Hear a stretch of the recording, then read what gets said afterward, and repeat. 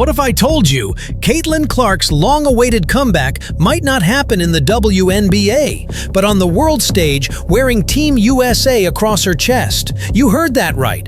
After months of silence, speculation, and injury setbacks, reports are finally suggesting that Caitlin Clark could suit up for Team USA in the FIBA Women's World Cup qualifiers this March. We may have a pretty good idea of when Caitlin Clark is next going to play basketball, and it's not during the WNBA season. At least that's not the next thing that she's got her eye on. Yeah.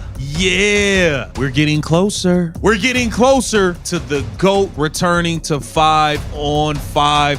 This is great news. The GOAT, Caitlin Clark, is about to be back playing 5-on-5 within the next few days. This is great news. And let me tell you something. This isn't just another headline. This is the return fans have been begging for. The moment the cameras catch Clark walking out in that red, white, and blue jersey, basketball, not just women's basketball, will stop. Because it's been a long, frustrating journey since her injury derailed what could have been a record-breaking rookie season. We've watched her fight through pain, deal with the noise, the critics, the comparisons, all while the fever crumbled around her. But now it feels like that next chapter is being written. According to recent updates, Clark has turned down every domestic off-season league. It's not unrivaled, and it's not Athletes Unlimited, but it is sooner than the WNBA season. And I gotta tell you, this will garner a ton of interest if this happens. So let me scroll on down here. They are talking about Stephanie White. Quote, "We're not jumping into anything too much," White said. "We have the ability to right now take it on a week-by-week basis, doing 3-on-3, doing some 2-on-2. Unrivaled, Athletes Unlimited, even lucrative overseas deals to focus solely on one thing, getting her body ready for something bigger. Team USA, San Juan, Puerto Rico. March 2026, FIBA World Cup Qualifiers. And if she makes that roster, we're talking about Caitlin Clark returning 2 months before the WNBA season even tips off. 2 months earlier than anyone expected. Her Hoops family, you already know, if this happens, it changes everything. This is great news. The basketball world missed out on the greatness of Caitlin Clark. We got to get into this. Welcome to Keep the Vision. Make sure you like, comment, subscribe, share the channel, hit that bell notification, hype the videos. Appreciate all the support. Let's keep it going. Caitlin Clark obviously only played in 13 games last year. Basically missed a full season. A full season of play. We had to watch everybody else try to do their thing. For the fever, for the WNBA, for women's basketball. But hold on, before we celebrate the comeback, we need to understand how we got here. Because this wasn't just about recovery. It was about silence, frustration, and one of the slowest injuries in recent memory. Let's rewind the tape for a second, because Caitlin Clark's return story didn't start with excitement. It started with confusion and frustration. All season long, the Indiana Fever tried to downplay her injuries. Minor setback. Day to day. That's what fans were told. But weeks turned into months. Building in the 5-on-5. They're talking about Caitlin Clark getting ramped up for 5-on-5. Her being able to play in game-like situations is going to be important. It's been a long time building back into that, but it is October and she needs to be able to slowly build back. So from an endurance standpoint, she's laying a really good foundation, so she's not having any setbacks or regression. During her injury-riddled season, Clark never played more than 5 games in a row and was rarely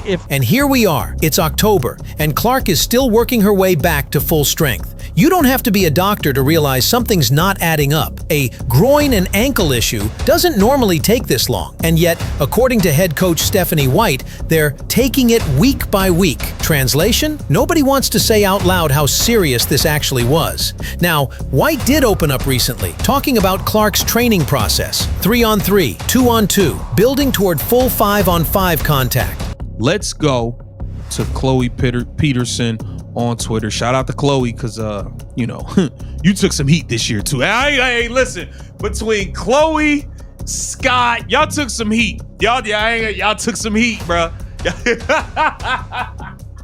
Y'all gotta be careful. Y'all better be careful with the news y'all putting out, because we don't play no games.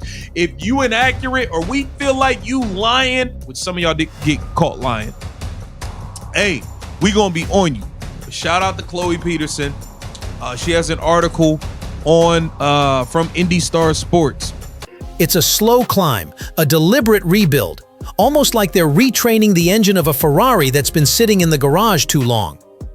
Remember, during her rookie season, Clark was never truly healthy. Sure, she had flashes, a triple-double on opening night, some vintage logo threes, but behind the numbers, she was running on fumes. She averaged 16.5 points, 5 rebounds, and nearly 9 assists, yet still didn't look like the same player who shattered records at Iowa. Her shooting dropped to 36% from the field and under 28% from deep, and that's when fans started asking, "What's wrong with Caitlin?" Turns out, what was wrong wasn't effort, it was pain. Pain the Fever never really explained, pain that lingered so long it forced her to skip everything, from off-season leagues to international deals that would have paid her millions. So now, instead of chasing checks or spotlight games, Caitlin Clark's chasing health. And maybe, just maybe, a gold medal. Because if this Team USA comeback happens, it'll mark the first time in almost a year she's played meaningful basketball. And for fans who've been waiting, refreshing Twitter every week for updates, this might finally be the light at the end of the tunnel. But let's be real. Not everyone's buying it. The timing, the secrecy, the way the Fever handled things, it's all raised red flags. And when you start connecting the dots, it starts to look less like bad luck and more like mismanagement. All right, let's break this down piece by piece, because Caitlin Clark's slow recovery isn't just about bad luck, it's about bad management. From day one, the Indiana Fever built their entire identity around one player. Clark was the franchise. Every practice, every headline, every camera lens pointed her way. And yet, when she started showing signs of fatigue and injury, the same organization that promoted her as the WNBA's savior suddenly went silent. Remember that early season ankle tweak they brushed off? That minor groin strain? Yeah, those were the warning signs. But instead of pulling her, the Fever kept sending her out there, chasing ticket sales and ESPN highlights while their star was clearly hurting. She'd limp off, come back 2 nights later, and fans would be told, "She's fine." But by mid-season, even casual viewers could see it. Caitlin wasn't moving the same. Her first step slowed. Her lift disappeared. Her trademark long-range confidence? Gone. And still, no rest, no clarity. Just recycled press quotes about monitoring progress. It's almost like the Fever wanted to protect the narrative more than the player. Coach Stephanie White said recently, "We're taking it week by week, focusing on rhythm, timing, balance, explosiveness." But those are things you say when a player's recovering from something major, not a simple sprain. So what aren't they telling us? And here's the wild part. By skipping Unrivaled, Athletes Unlimited, and Overseas Ball, Clark basically admitted what the team wouldn't. Her body wasn't ready. Not for 5-on-5. Not even close. She could have been earning 6 figures abroad, like most WNBA stars do, but she chose rest and rehab instead. That's not a marketing move, that's a survival move. Meanwhile, fans kept getting mixed messages. Some saying she'd be back soon, others saying no timetable. The only consistent thing was the confusion. And if you're a Fever fan, that confusion turns to frustration real quick. Because while other rookies were ramping up their games, Clark was stuck watching from the sidelines. The very same player who was supposed to revolutionize women's basketball was being mishandled by her own franchise. But here's the twist. Despite all this chaos, Team USA still wants her. That says something powerful about how much respect Caitlin commands, even when she's not at full strength. Now here's where things start to heat up, because Caitlin Clark's recovery isn't just a medical story anymore. It's turning into a power struggle. On one side, you've got Team USA, a machine built to win gold. They don't wait around. They pick players who can contribute now. Their system is about dominance, not patience. And on the other side, the Indiana Fever, cautious, hesitant, and overly protective of the player they've built their entire brand around. So what happens when Team USA says, "We want her for the World Cup qualifiers," but the Fever say, "She's not ready yet"? That's when the tension really begins. Because make no mistake, This isn't just about an invitation to Puerto Rico. This is about who controls Caitlin Clark's career path. The Fever want to take it slow, rebuild her conditioning, and make sure she doesn't suffer another setback before the WNBA season. Team USA? They want their best talent on the floor, period. And if Caitlin's cleared, they'll find a way to make it happen. Now here's the catch. Clark herself has already hinted where her heart lies. She said during her exit interview, "My main focus this winter is getting my body healthy, but of course I'd love to represent Team USA." Read between the lines. She's ready for that call. She's been ready. And let's be honest, if she shows up in that Team USA jersey in March, the media storm will be unstoppable. Sponsors, networks, highlight reels. Everyone will want a piece of the Caitlin Clark comeback. But imagine how that looks for the Fever. If Team USA clears her first before her own franchise does, it raises one huge question. Were the Fever holding her back this whole time? That's the narrative waiting to explode, because fans already believe the Fever mishandled her rookie year, from on-court chemistry to injury management. Now, Team USA might swoop in and do what Indiana couldn't. Bring Caitlin Clark back to the game she loves. And you know what that means? If she lights up the qualifiers, even for one half, the entire basketball world will say it. She's back. But the deeper you look, the more complicated this comeback gets. Because this isn't just about a player returning. It's about what that return represents. Let's pull the curtain back for a second, because behind all the headlines and rehab updates, Caitlin Clark's comeback is happening in silence. No viral workout clips, no flashy "I'm back" videos, just sweat, repetition, and frustration. Sources close to her camp have said this phase is all about the details. We're talking movement patterns, explosiveness, decision-making, balance. Every microscopic part of what makes Caitlin Clark, Caitlin Clark. Coach Stephanie White even said it herself. "We're not just working on one or two things anymore. Now it's 3 or 4 things. Rhythm, timing, balance, explosiveness. At 90 to 100% instead of 50 or 60. Translation? She's rebuilding the engine, not just the tires, and that's the difference between a comeback and a restart. Because Clark's not trying to just play again, she's trying to return as the most complete version of herself. Let's not forget what this woman has already endured, from the non-stop media circus of her rookie year, to the pressure of being labeled the face of the WNBA, to the physical toll of carrying the Fever on one good leg. She's had every reason to shut down. But she hasn't. Instead, she's quietly putting in the work, rebuilding strength, tweaking mechanics, and studying film on how she can evolve her game. And maybe that's the real story here. Because when you watch Clark at Iowa, her dominance wasn't just about skill. It was about freedom. She played her way with confidence and control. In Indiana, that freedom disappeared. Now, this time away from the spotlight might actually be giving her something far more valuable than rest. Clarity. Clarity on her body. Clarity on her mindset. Clarity on who she wants to be when she steps back onto the court. And make no mistake, when she does, she's going to look different. Not just physically, mentally. You can see it in her interviews. The tone has shifted. Less hype, more hunger.